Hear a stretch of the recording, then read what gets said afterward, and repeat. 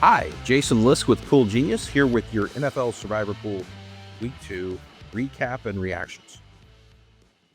It was a case of second verse, same as the first in Week 2 of the NFL season.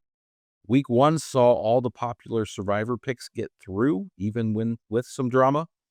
Week 2 was the same, with perhaps even more craziness to get to that final result. The first big Survivor game in Week 2 was in the early window. Dallas against the Giants was the game of the week. The Giants held a lead early. The game was back and forth in the second half.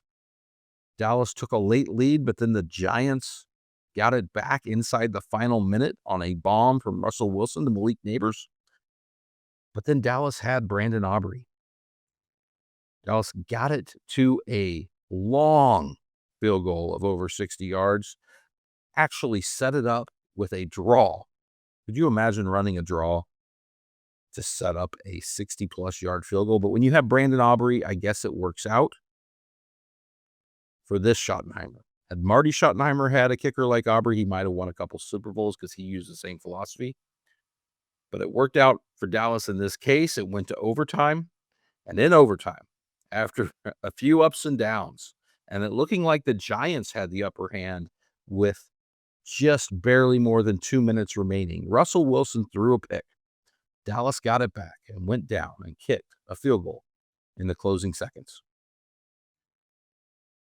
I know Brandon Aubrey has been fairly automatic. Had he missed that kick, though, most Dallas entries in Survivor pools would have been eliminated because in most Survivor pools, ties do eliminate you. You need to check your pool rules to see if that's the case so you know in the future what you're rooting for. But Dallas survived, and with it, about 20% of the public who had picked Dallas also got through. In that early window, the other games mostly were drama-free. Baltimore rolled over the Browns.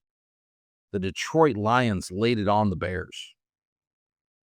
Over 50 points against Ben Johnson, their former offensive coordinator, now the coach of the Bears, as the Bears looked not good.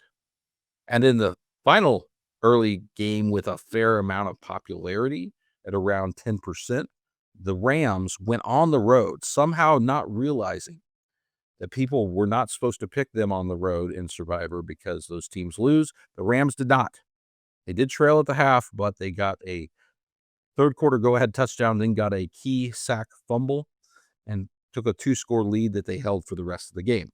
In that early window, the only elimination of note was Pittsburgh, who lost at home to Seattle, and about 2% of the public were on the Steelers.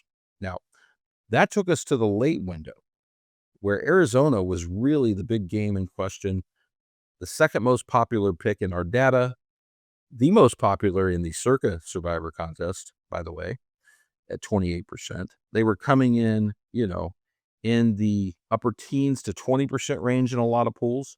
So Survivor pools had a lot of interest in that Arizona game. And then the Cardinals jumped out to a 20-3 halftime lead, stretched it to 27-3 in the third quarter, still up 27-9 in the fourth quarter as they got in the red zone with just over 10 minutes left, looking to basically put the game away.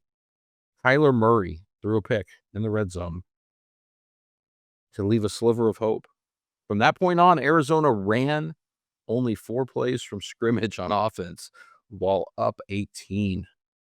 And Carolina almost came back with a touchdown drive, another touchdown drive, and then a key onside kick recovery, the first of the year so far, to set up what was an unnecessary sweat for a lot of Survivor players who probably turned away from that game and their phone and started penciling in the results. But Carolina had the ball, down only 5, after being basically out of the game.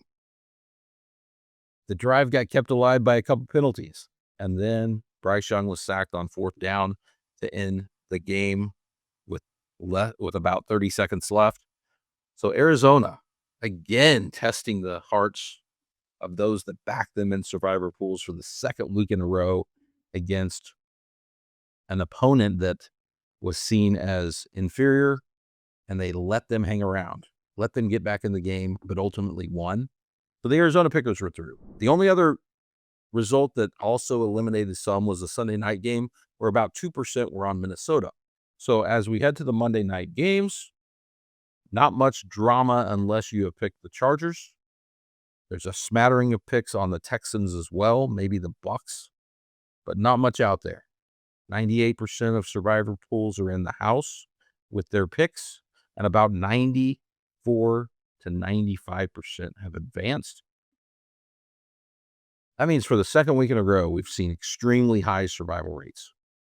And through 2 weeks, this is the highest percentage we've seen get to week 3. You know the Grim Reaper's coming.